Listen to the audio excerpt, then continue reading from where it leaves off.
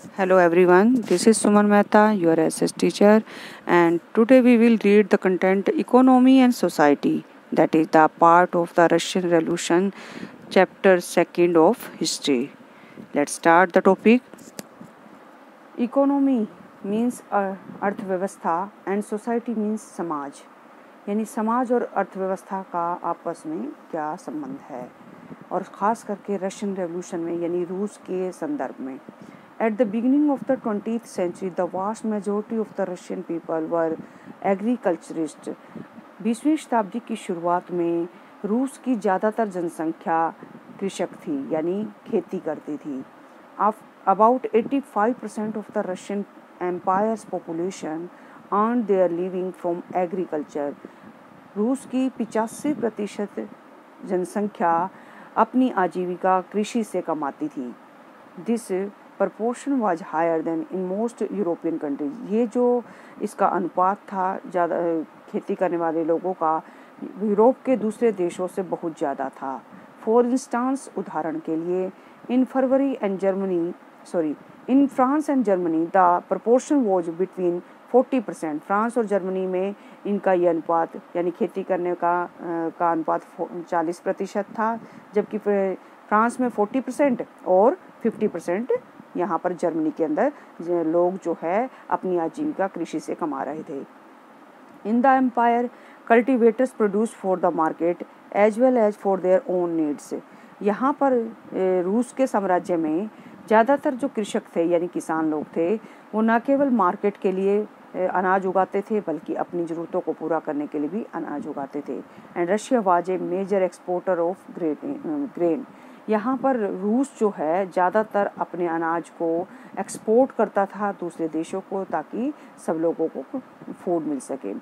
Industry was found in pockets. ये एक idiom है कि यहाँ पर रूस के अंदर जो औद्योगिक क्षेत्र है या जो फैक्ट्रियाँ हैं वो कुछ ही थी. इन पॉकेट का मतलब है जो थोड़ी सी चीज़ जो कि पॉकेट में आ सकती है. इसका मतलब है कि फ्यू नंबर ऑफ इंडस्ट्रीज़ यहाँ पर इस्टेब्लिश थी. और prominent industrial areas were sent Petersburg and Moscow और पीटरबर्ग जो दो शहर थे, यहाँ पर सबसे ज़्यादा इंडस्ट्रीज लगाई गई थी. Craftsman undertook much of the production.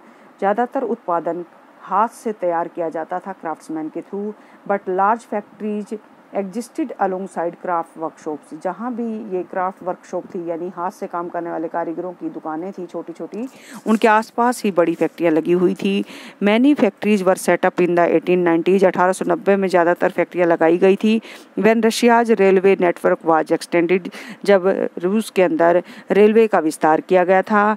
And foreign investment in industry increase. और इसकी वजह से विदेशी जो पैसा है वो उद्योग धंधों में ज़्यादा लगने लगा था, क्योंकि अब विदेशी जो इन्वेस्टर्स हैं वो अट्रैक्ट होने लगे थे.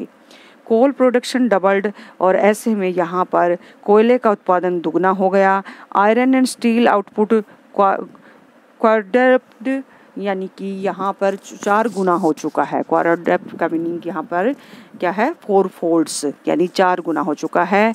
Bye the 1900 in some areas factory workers and craftsmen were almost equal in number.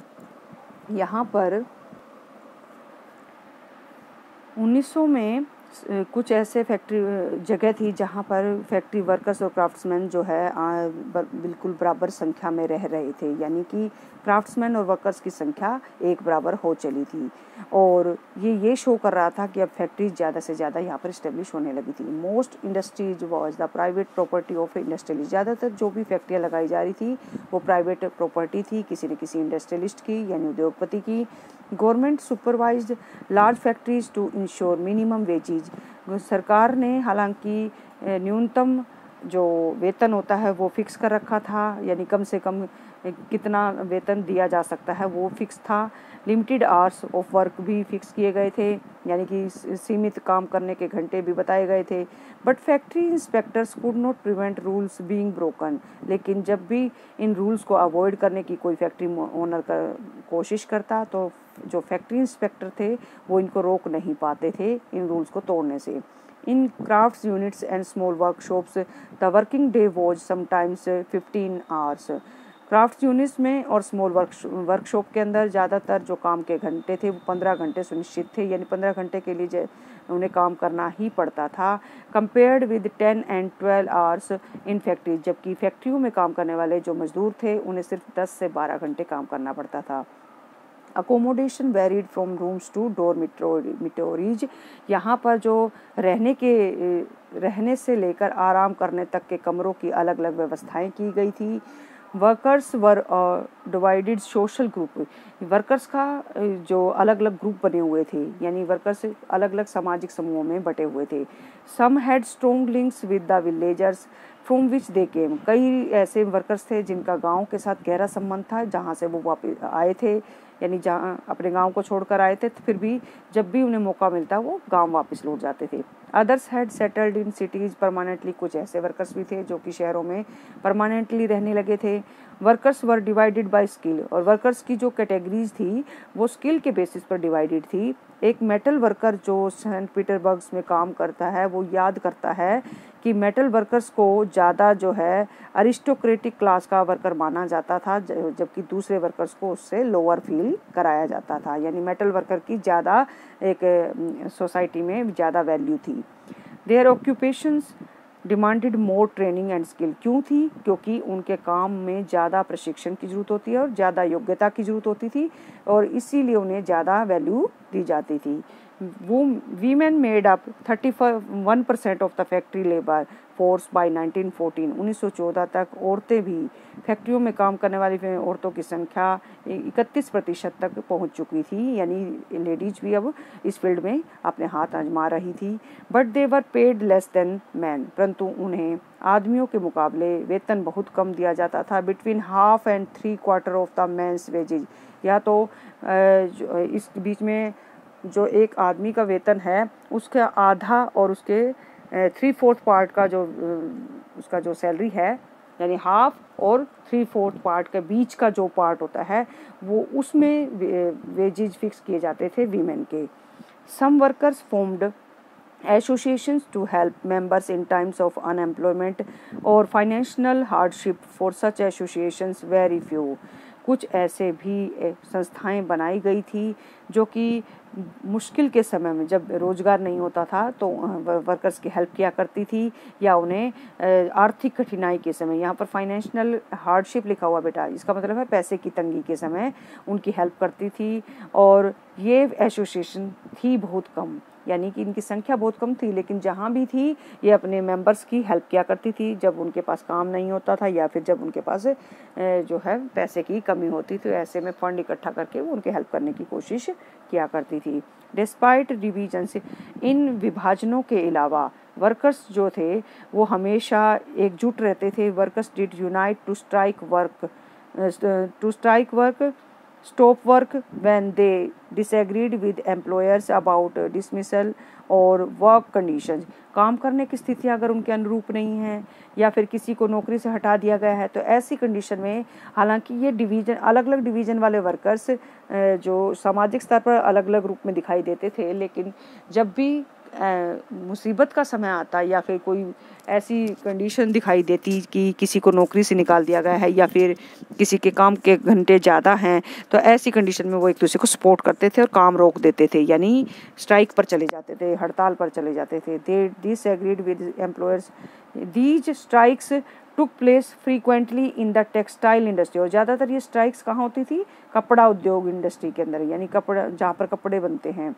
During 1896 से लेकर 1897 तक काफ़ी बार देखा गया कि टेक्सटाइल इंडस्ट्री में स्ट्राइक हुई, and in the metal industry also during 1902, यानी 1902 में मेटल इंडस्ट्री के अंदर, और 1896 से 97 के बीच में टेक्सटाइल इंडस्ट्री के बीच में हमने देखा है कि वहाँ पर वर्कर्स स्ट्राइक पर चले जाते थे। इन द कंट्री साइड, गाँव में, peasants cultivated most of the land, किसान लोग ज़्यादातर अपनी ज़मीन को बोते थे। But the nobility, the crown and the Orthodox church owned large properties, ज़्यादातर ज़मीनों के मालिक या तो जो ऑफिसर वर्ग के लोग थे, नोबेलिटी जिनको हमने पढ़ा था फ्रेंच रेवोल्यूशन में भी, और द क्राउन, यानी क्राउन का मतलब है राजा, और या शाही परिवार। ऑर्थोडॉक्स चर्च का मतलब वही है, कट्टरपंथी वही चर्च जिसका एक इम्पोर्टेंट रोल फ्रेंच रेवोल्यूशन में भी आपने देखा है। तो ये सारे इन सब के पास, रूस में भी इन सब का ही कब्जा है ज़मीनों के ऊपर। Like workers peasants too were divided, ना केवल यहाँ पर वर्कर्स अलग अलग सोशल कैटेगरी के हैं बल्कि पीजेंट्स भी यहाँ पर अलग अलग कैटेगरीज में डिवाइडेड थे। दे वर ऑल्सो डीपली रिलीजियस, ये धार्मिक किस्म के थे, यानी किसान लोग बहुत धार्मिक थे।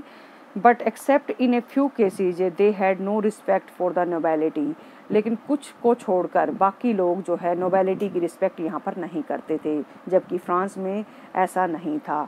Nobles got their power and position through their services to the tsar, इन नोबल्स लोगों ने अपनी शक्ति, अपनी स्थिति, पोजीशन कैसे बनाई थी? जार की सेवा करके, नॉट थ्रू लोकल पॉपुलैरिटी, ना कि कोई स्थानीय प्रसिद्धि उनको मिली हुई थी। यानी आम आदमी के बीच में इन्होंने कोई अच्छे काम नहीं किए थे जिसकी वजह से जनता इन्हें रिस्पेक्ट देती, तो इन्होंने सिर्फ और सिर्फ खुशामद करके जार की या उसकी सेवा करके अपनी पोजीशंस और पावर को गेन किया था। इसी वजह से वो यहाँ पर लाइक नहीं किए जाते थे।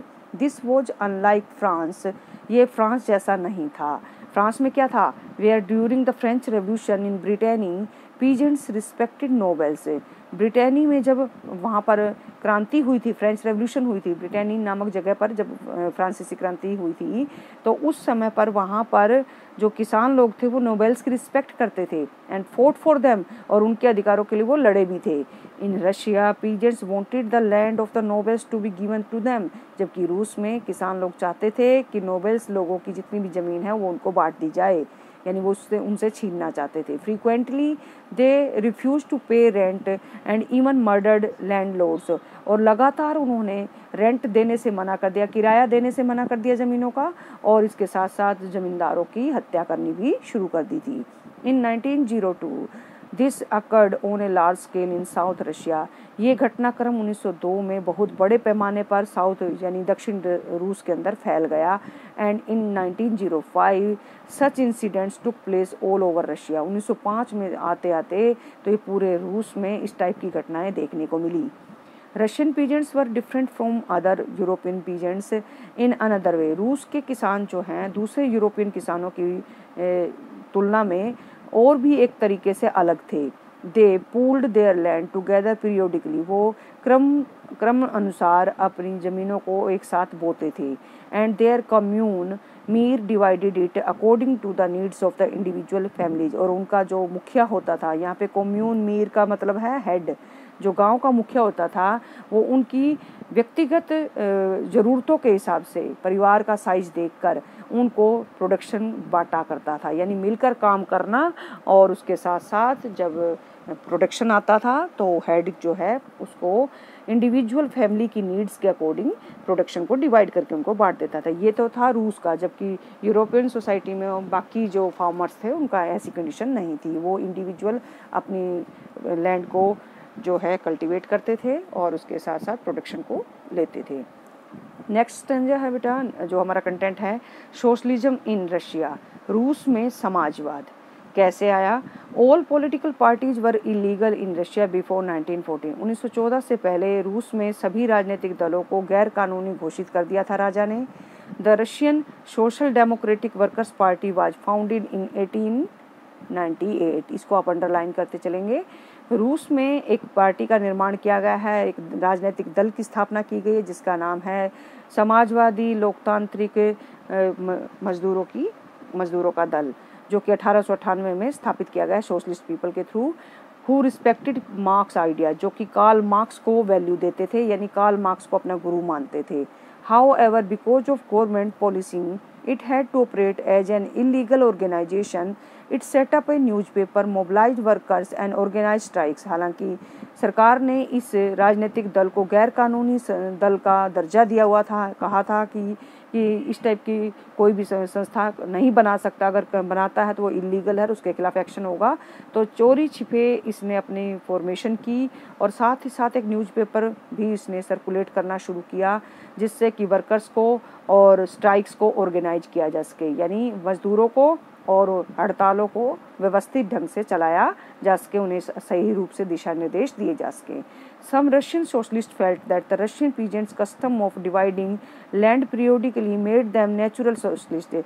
कुछ रूस के समाजवादी लोगों का मानना था कि रूस में पहले से ही प्राकृतिक समाजवाद क्रम अनुसार यहाँ पर लगाया जा चुका है, यानी यहाँ के किसान तो पहले ही प्राकृतिक समाजवाद के हिसाब से ज़मीनों को बोते हैं और जो मिलकर उस अनाज उगाना और ज़रूरत के हिसाब से बांट लेने वाला जो ये सिस्टम है, तो ये पहले से ही यहाँ पर स्थापित है। So peasants not workers would be the main force of the revolution. उनका मानना था कि फिर वर्कर्स को इसका रेवोल्यूशन का जो है मेन फोर्स नहीं बनाना चाहिए, यानी क्रांति मजदूरों को नहीं करनी चाहिए बल्कि किसानों को करनी चाहिए। And Russia could become socialist more quickly than other countries.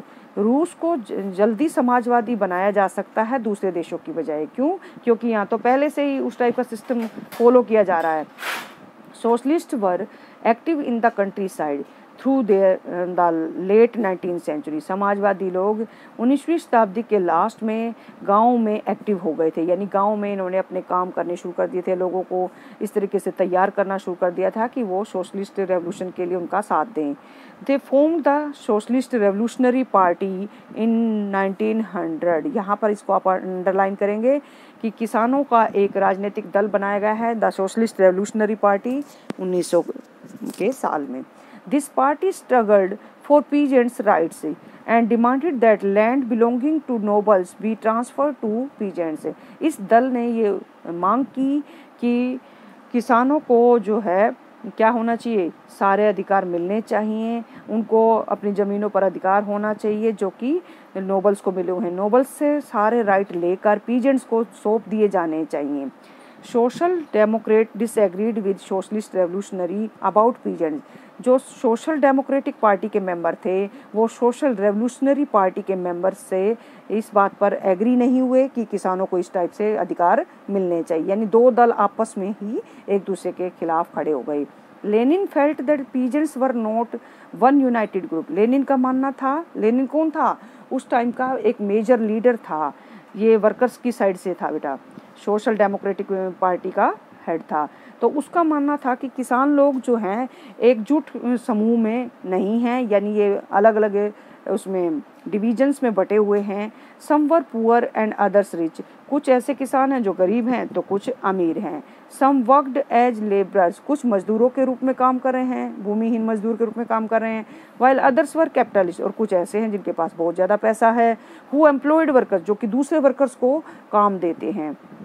Given this differentiation with in them. इस प्रकार उनमें ये अंतर बताकर they could not all B part of the socialist movement. उसने ये कहने की कोशिश की कि वो समाजवादी इस आंदोलन का हिस्सा नहीं बन सकते, यानी ये खुद ही एकजुट नहीं है तो ये कैसे किसी क्रांति का आधार बन सकते हैं या क्रांति की शुरुआत कर सकते हैं। जब यूनिटी ही नहीं है तो इनसे कैसे उम्मीद की जा सकती है कि ये किसी भी रेवोल्यूशन को चलाएंगे। The party was divided over the strategy of organisation. ये पार्टी जो है ऑर्गेनाइजेशन की बात पर दो हिस्सों में बट गई। Vladimir Lenin who led the Bolshevik group. Vladimir Lenin ने बोल्शेविक पार्टी का नेतृत्व किया। Thought that in a repressive society, एक दबी हुई समाज के अंदर जो कि रशिया के जार के अंडर में चल रहा है, the party should be disciplined. Party का जो निर्माण है वो अनुशासित होना चाहिए। And should be control the number, और इसकी संख्या सीमित होनी चाहिए। And quality of its members, और इसके जो सदस्य हैं वो गुणी होने चाहिए, यानी उनमें कुछ टैलेंट होना चाहिए। यानी लेनिन का मानना है कि बोल्शेविक ग्रुप जो है वो कुछ लोगों के लिए खुला होगा जो कि स्किल्ड होंगे या फिर जो जिनमें कुछ बात होगी, और वो डिसिप्लिन भी होने चाहिए। और जबकि मेंशेविक जो दल बना इस पार्टी का, उसने क्या किया कि उसने ये कहा कि हम मेंशेविक दल की जो दरवाजे हैं वो सभी जनता के लिए, पूरी जनता के लिए खुले हुए हैं, कोई भी कभी भी इसका मेंबर बन सकता है। और उन्होंने एजुकेशन के थ्रू जो है रेवोल्यूशन करने पर फोकस किया, जबकि बोल्शेविक पार्टी ने क्या किया, वॉयलेंट मेथड यूज करने पर भी बल दिया था, जबकि इन्होंने एजुकेशन के थ्रू रेवोल्यूशन पर फोकस किया है मेंशेविक में। अलेक्जेंडर क्रेंस्की जो है मेंशेविक दल का मेजर लीडर था। अब नेक्स्ट जो है ट्यूबुलेंट टाइम द 1905 रेवोल्यूशन, ये बेटा मैं आपको नेक्स्ट वीडियो में करवाती हूँ। Thank you.